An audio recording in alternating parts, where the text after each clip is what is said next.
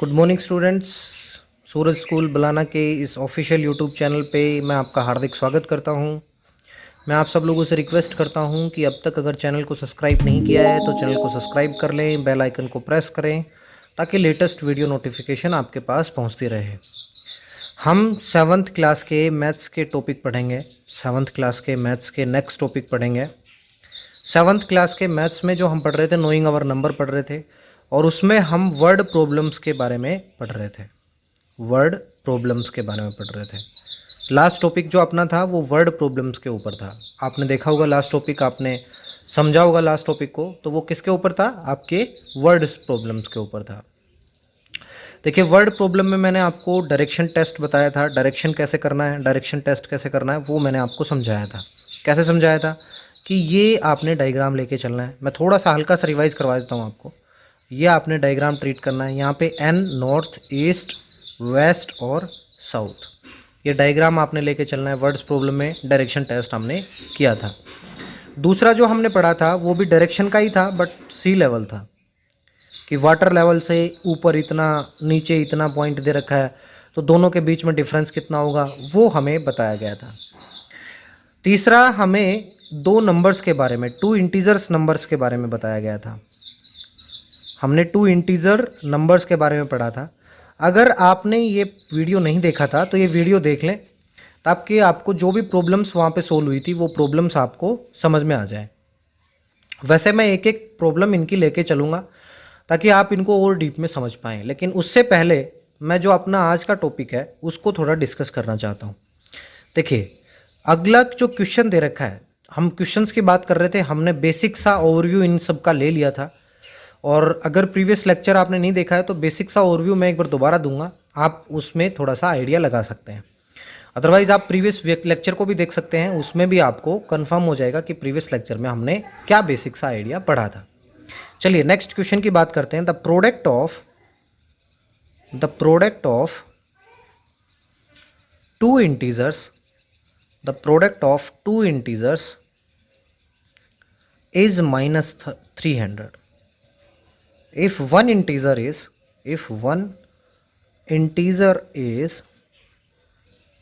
25, find the other integer। बहुत simple है। देखिए, अगर इंटीजर नंबर के बारे में आपने प्रीवियस लेक्चर में देखा होगा तो आप बिना बताए इसको सोल्व कर देंगे। बिल्कुल ही ईजी है। देखिए, सॉल्यूशन में क्या करना था, मैंने बताया था कि अगर इंटीजर का क्वेश्चन आ जाए तो सॉल्यूशन में क्या करना है, let other integer number is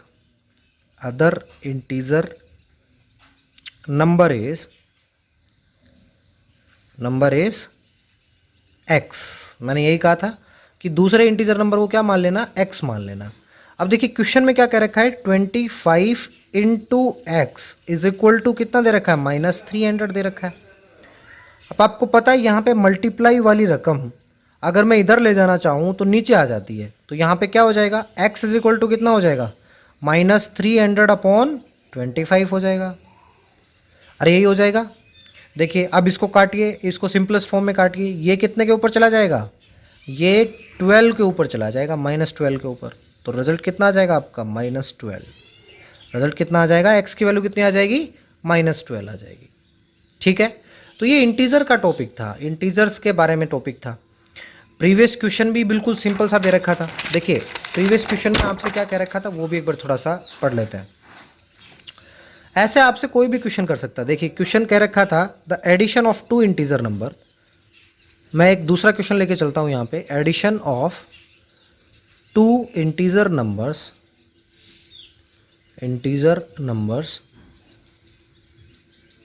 is 40 if one integer number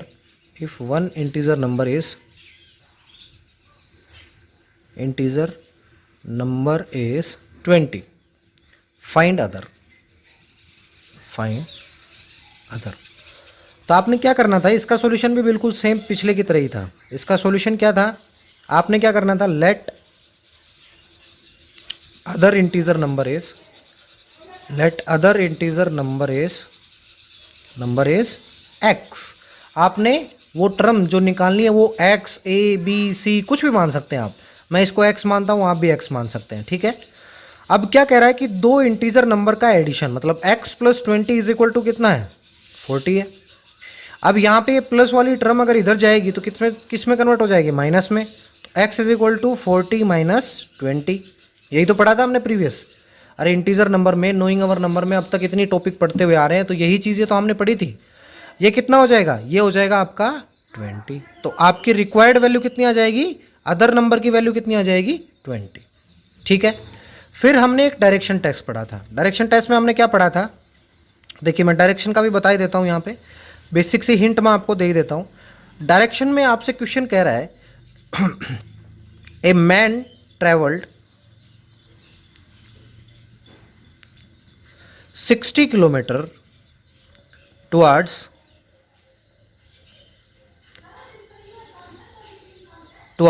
north of A side, north of A point. एक पॉइंट है जिससे एक मैन 60 किलोमीटर नॉर्थ की साइड चलता है and travel 20 kilometre south. Find the distance of man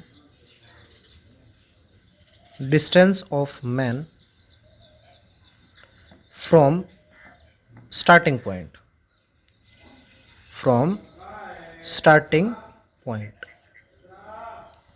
देखिए बिल्कुल simple है, बिल्कुल ही सिंपल है। देखिए क्या करना है, डायग्राम तो बना ही लेना है। सर ने कहा था ऐसा कि डायग्राम तो बना ही लेना है।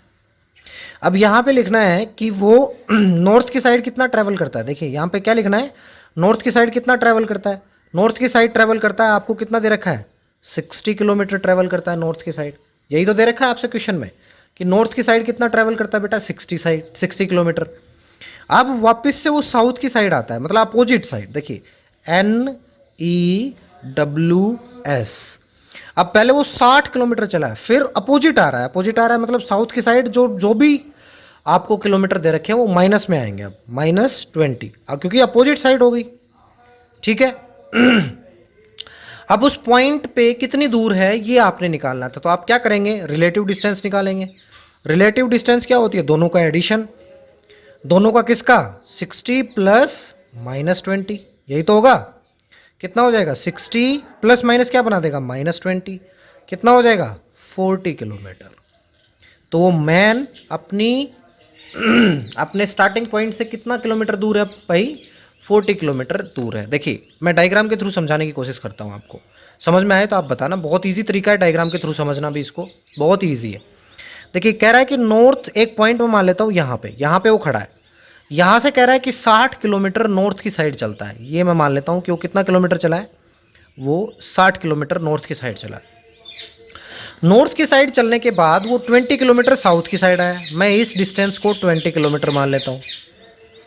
अब देखिए यहाँ से और यहाँ की डिस्टेंस पूछ रहा है आपसे, यहाँ से यहाँ की डिस्टेंस पूछ रहा है। कितनी हो जाएगी बेटा, 60 माइनस 20, यही तो होगी। तो कितनी किलोमीटर बन जाएगी, 40 किलोमीटर। बची हुई डिस्टेंस कितनी है, 40 किलोमीटर। यही हमारा आंसर आया, 40 किलोमीटर। ठीक है। तो बहुत ईजी क्वेश्चंस होते हैं, बहुत ही ईजी क्वेश्चंस होते हैं इस टाइप के, आप आसानी से इनको सोल्व कर लेंगे। ठीक है। नेक्स्ट क्वेश्चन की मैं बात करता हूँ। नेक्स्ट क्वेश्चन सी लेवल का भी लेके चलता हूँ मैं। एक कह रहा है एक point is 25 metre above sea level, 25 metre above sea level की एक पॉइंट है। देखिए यहाँ पे डायग्राम बना लीजिए इसका भी।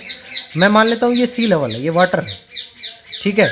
इससे एक पॉइंट 25 मीटर अबव है, ये मैं पॉइंट मान लेता हूँ। ये इसकी डिस्टेंस कितनी है, 25 metre above. And other point is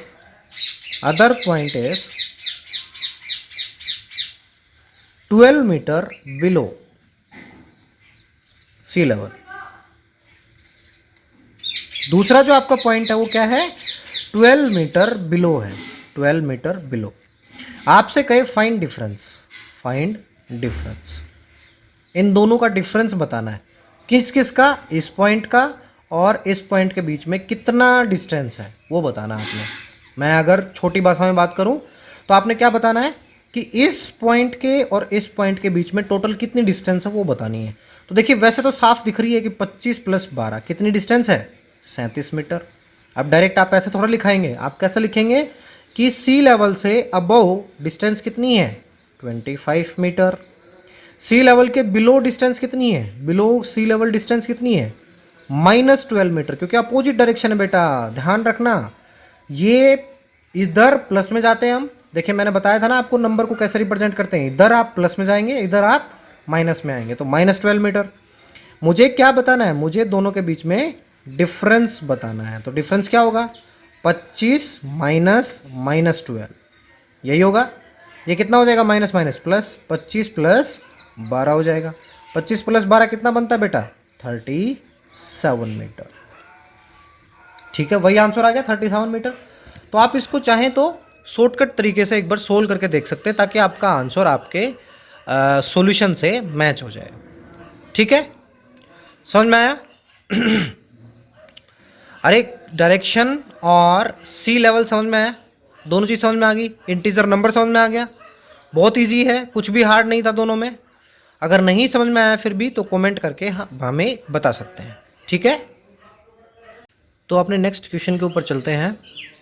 अब नेक्स्ट क्वेश्चन वर्ड प्रॉब्लम में क्या आ रहा है कि freezing system starts cooling A room. Freezing system आप एसी से समझ सकते हैं, यहाँ पे एसी भी दे सकता था कि यहाँ पे AC starts cooling the room at the rate of 4 degree Celsius per our, मतलब 1 घंटे में 4 डिग्री सेल्सियस तापमान कम कर देती है आपका।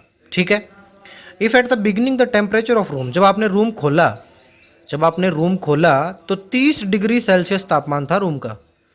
तो देखिए 30 डिग्री सेल्सियस तापमान था रूम का जब आपने रूम खोला, और एसी जो आप चलाई जब आप रूम में गए तो 30 डिग्री था, आपने एसी चलाई तो एसी कितना कम करेगी, 4 डिग्री सेल्सियस पर आवर कम करेगी। अब कह रहा है कि find the number of hour it will take to lower down the room temperature to -2, मतलब आपका जो रूम का टेम्परेचर है वो आपको कितना चाहिए, -2 डिग्री सेल्सियस चाहिए आपको। ठीक है, तो देखिए टोटल टेम्परेचर कितना हुआ, टोटल टेम्परेचर कितना टेम्परेचर कम करना है वो बताओ भाई। टोटल टेम्परेचर कितना हुआ, कितना कम करना है, कितना टेम्परेचर कम करना है आपका, लोअर कितना करना है। देखिए फाइनल टेम्परेचर जो आपको दे रखा है, फाइनल टेम्परेचर कुछ दे रखा होगा आपको, वो माइनस में आपको इनिशियल टेम्परेचर रूम का कुछ ना कुछ दिया होगा, माइनस में आपको इनिशियल टेम्परेचर। देखिए फाइनल टेम्परेचर कितना कम करना है आपने, -2, यही तो करना है। और इनिशियल माइनस में इनिशियल कितना दे रखा है, 30, कितना हो गया, -32 डिग्री सेल्सियस, यही तो हो गया। अब कूलिंग रेट क्या है आपकी, देखिए आपकी एसी किस रेट से कूलिंग कर रही है, कूलिंग रेट क्या है भाई, कूलिंग रेट है 4 डिग्री सेल्सियस पर आवर, यही तो है 4 डिग्री सेल्सियस पर आवर। तो देखिए नंबर ऑफ आवर्स रिक्वायर्ड, कितने आवर्स रिक्वायर्ड होंगे, नंबर ऑफ आवर्स रिक्वायर्ड, कि आपके कितने घंटे लगेंगे उस तापमान को बहुत ज़्यादा कम करने के लिए, -2 डिग्री करने के लिए। देखिए -32 और -4, अब -4 क्यों लिया मैंने, क्योंकि हमें टेम्परेचर कम करना है इस रेट से, बढ़ाना थोड़ी है, कम करना है हमें। ठीक है, तो अब क्या होगा यहाँ पे माइनस माइनस प्लस, ये कितना हो जाएगा 32/4, ये 32 पे 4 पे कितना जाएगा, 8 4 से कितना होता है, 8 4 से 32 होता है, तो कितना हो गया 8 आवर्स, मतलब 8 घंटे लगेंगे हमारे एसी को कितना टेम्परेचर लाने पे, -2 डिग्री सेल्सियस तापमान लाने पे। ठीक है, तो ये वर्ड प्रॉब्लम समझ में आई आपको। अब जो असाइनमेंट आपका है, नोइंग अवर नंबर कंप्लीट हो चुका है, पहला चैप्टर आपका कंप्लीट हो चुका है। असाइनमेंट 1.4 जो आपका बुक में दे रखा है, बुक इशू नहीं करवाई तो बुक इशू करवा लें, तो असाइनमेंट 1.4 आपने कंप्लीट करना है घर से। अगर कोई प्रॉब्लम आती है तो मेरे से पूछना है, मेरे को कमेंट करना है कि सर मेरे को ये प्रॉब्लम आ गई, सर मेरे को ये प्रॉब्लम आ गई, उसका सॉल्यूशन हम करेंगे। तो असाइनमेंट 1.4 घर से कंप्लीट करना है। अगर कोई प्रॉब्लम आती है तो कमेंट करनी है, वीडियो को लाइक और शेयर करना ना भूलें, और आपका इस चैनल पे, इस वीडियो पे सूरज स्कूल की तरफ से बने रहने के लिए मैं आपका धन्यवाद करता हूं, और मैं उम्मीद करता हूं कि आपको ये टॉपिक समझ में आया होगा। तो कल हम फ्रैक्शन और रेशनल नंबर के बारे में पढ़ेंगे। तब तक के लिए जय हिंद, जय भारत, धन्यवाद।